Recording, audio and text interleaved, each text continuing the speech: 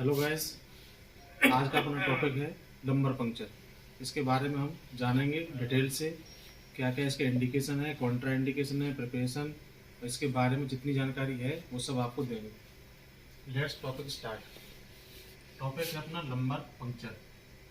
हम पंक्चर करेंगे लंबर को।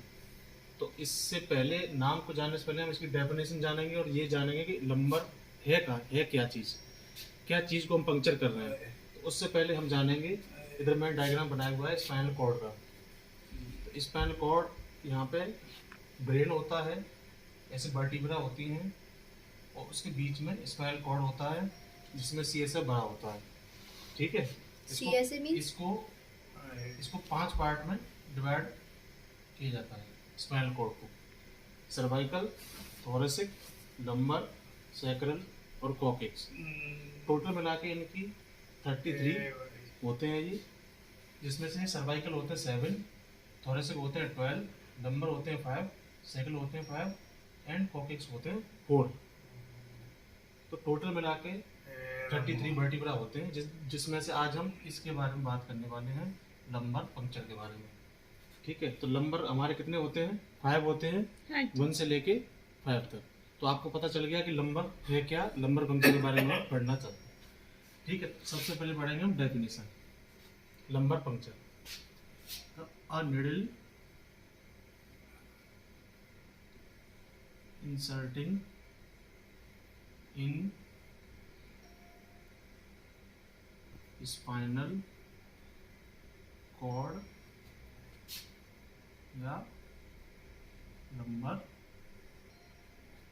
रीजन। ठीक है, a needle inserting in spinal cord या लंबर रीजन, ये इसकी डेफिनेशन है। अब इसके बाद प्रिपरेशन, क्या क्या सामान चाहिए इसके लिए, इस प्रोसीजर के लिए क्या क्या सामान चाहिए। तो इससे पहले, प्रोसीजर स्टार्ट करने से पहले, अगर पेशेंट की कुछ ऐसी मेडिसिन चल रही हैं जैसे ब्लड थिनर्स हैं या कोगुलोपैथी है, वो सब पहले देखना होता है। उसके बाद फिर प्रिपरेशन चालू करनी होती है, जिसमें 1 बाई 1 में आपको सामान सारा बताऊंगा। सबसे पहले इसमें होते हैं sterile gloves, isopropyl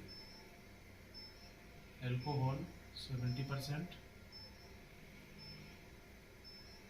spinal needle 20 से 22 गॉज की एडल्ट के लिए। उसके बाद ब्रेप्स या green sheet, sterile dressing, triway, Lox 2% and Dispo 10 ml 2 ml 5 ml। ठीक है, इतना सामान हमें चाहिए लंबर पंक्चर के लिए। स्टेराइल ग्लव्स, आइसोप्रोपिल एल्कोहल 70% या बीटाडीन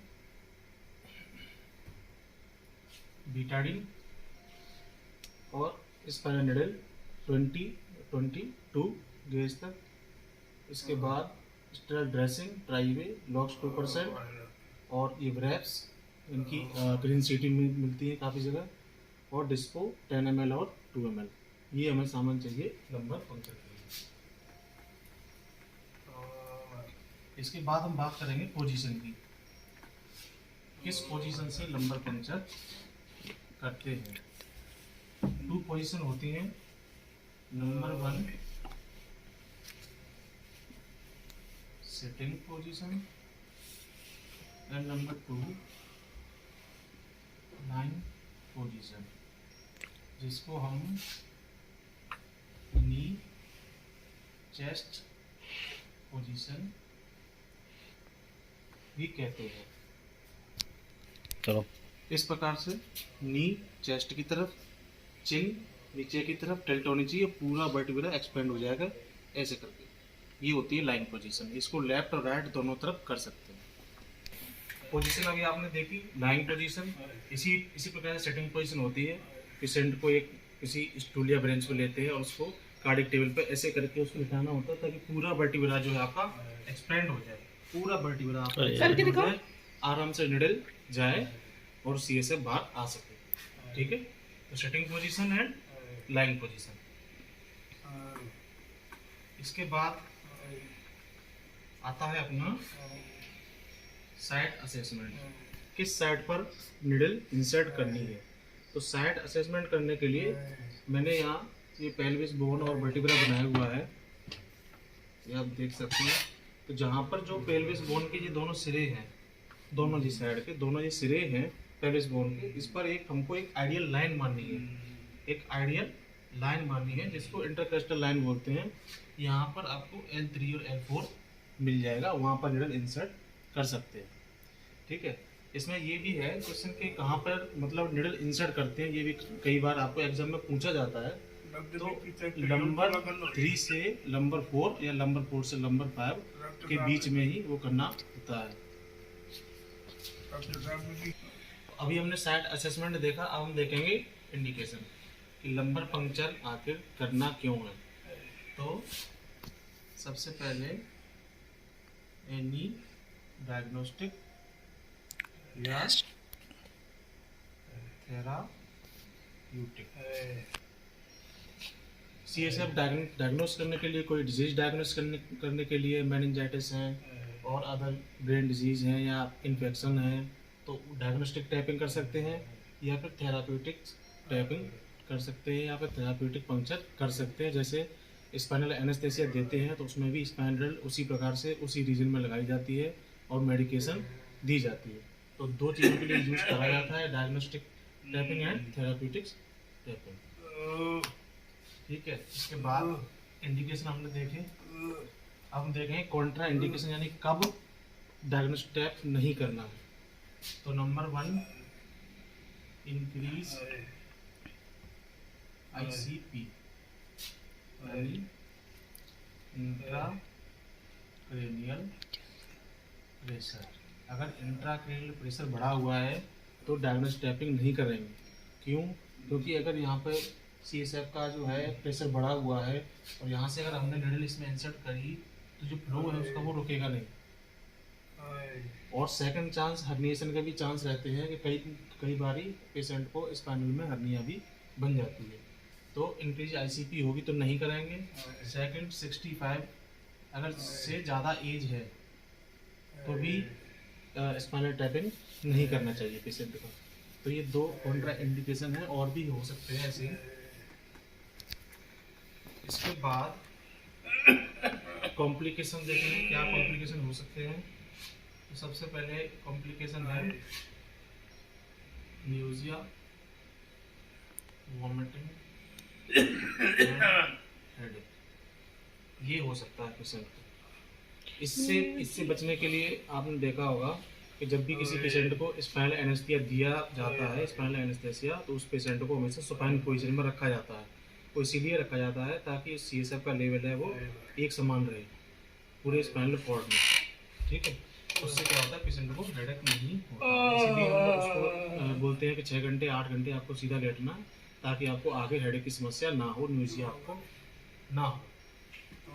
ठीक है, ये एक कॉम्प्लिकेशन हो गया। सेकंड हो गया हर्निएशन, ये हो सकता है। डिक्रीज ICP, कभी कभी ये भी देखा जाता है। ब्लीडिंग, आपको उस साइड से जो है ब्लीडिंग भी हो सकती है अगर आपका कोगुलेशन प्रोफाइल अच्छा रही है, या फिर आप एस्पिरिन ले रहे हैं या और भी कोई ऐसी ब्लड थिनर ले रहे हैं, उस साइड से आपको ब्लीडिंग भी हो सकती है। इसके बाद हम देखेंगे कि एक नॉर्मल बॉडी, एडल्ट बॉडी में कितना CSF होता है। तो एडल्ट बॉडी में 60 से 150 ml CSF होता है। एडल्ट बॉडी में 60 से 150 ml CSF होता है और डेली कम से कम 500 ml पर डे बनता है। बनता 500 ml है, लेकिन होता अगर नॉर्मल इसकी रेंज देखी जाए तो 120 ml आता है। 60 से 150 होता है 120 ml, नॉर्मल रेंज इसकी मानी जाती है। और 500 ml पर डे ये बॉडी में बनता है और फिर ये जाके वेंट्रिकल में, यहाँ वेंट्रिकल होते हैं उनमें जाके एब्जॉर्ब होता है। ठीक है, तो CSF हो गया। अच्छा, CSF के काम क्या होते हैं? CSF जो है एक प्रोटेक्शन देता है किसको? ब्रेन को। ब्रेन के प्रोटेक्शन के लिए काम में आता है। ये इसका एक व्हीकल भी है। किस चीज़ का व्हीकल है? न्यूट्रिएंट्स का, मेडिकेशन का, हर चीज़ का एक व्हीकल CSF होता है ब्रेन के लिए पूरा। ठीक है, इसके बाद सारा प्रोसीजर होने के बाद 2 नर्सिंग रिस्पॉन्सिबिलिटी होती है। नंबर 1, आपका डायग्नोस्टिक टैपिंग पूरा हो चुका है। कितना ml लेते हैं? बस 2 से 4 ml ही CSF पेशेंट का लेना चाहिए, जिसके लिए आपको ट्यूब्स चाहिए होती हैं, डायग्नोस्टिक ट्यूब।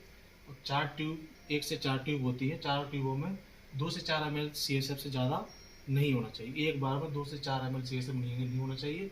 1 ml में लगभग 10 ड्रॉप्स होती हैं, यानी कि 40 ड्रॉप से ज़्यादा CSF नहीं लेना चाहिए पेशेंट का। ठीक है, और नर्सिंग रिस्पॉन्सिबिलिटी की बात कर रहा था मैं। तो डायग्नोस्टिक टैपिंग पूरा हो चुका है। तो जिस आपने देखा वो निडल में एक गाइड वायर भी होता है अंदर, स्टेलेट बोलते हैं उसको, स्टेलेट भी होता है। तो जैसे ही डायग्नोस्टिक प्रोसीजर पूरा हो गया है, तो उसी प्रकार से जैसे डाल के स्टेलाइट हमने बाहर निकाला था, उसी प्रकार से जब निडल हम बाहर निकालेंगे तो डायरेक्ट पूरी निडल बाहर नहीं निकालेंगे, पहले उसमें स्टेलेट डालेंगे। स्टेलेट डाल के उसके बाद निडल निकालेंगे और गॉज उस पर रखेंगे, निडल बाहर निकाल देंगे। ये तरीका होता है। ये पहली नर्सिंग रिस्पॉन्सिबिलिटी हो गई। एंड सेकंड, अगर किसी पेशेंट का CSF फ्लो कम है तो क्या करेंगे? तो सबसे पहले पेशेंट को बोलेंगे कि वो कफिंग करे। जब वो कफिंग करेगा तो प्रेशर बढ़ेगा और CSF ज़्यादा आएगा। अगर वो भी नहीं कर पा रहा है तो फिर ऐसा करेंगे, पेशेंट को बोलेंगे कि आप नाक बंद करो और मुंह में पूरा प्रेशर लगाओ, यानी कि लंग से बाहर हवा निकालने की कोशिश करो। उससे क्या होगा? प्रेशर जनरेट होता है। इसी प्रकार से आप कान की सफाई भी कर सकते हैं। अगर कान की सफाई करने के लिए ये भी किया जाता है। आप नाक बंद करें, मुंह बंद करें, पूरा प्रेशर लगाएं, तो फिर जो है हवा बाहर निकलने की कोशिश करती है। ठीक है, तो आज की वीडियो में सिर्फ इतना ही। चैनल को सब्सक्राइब करें, लाइक करें। Thank you.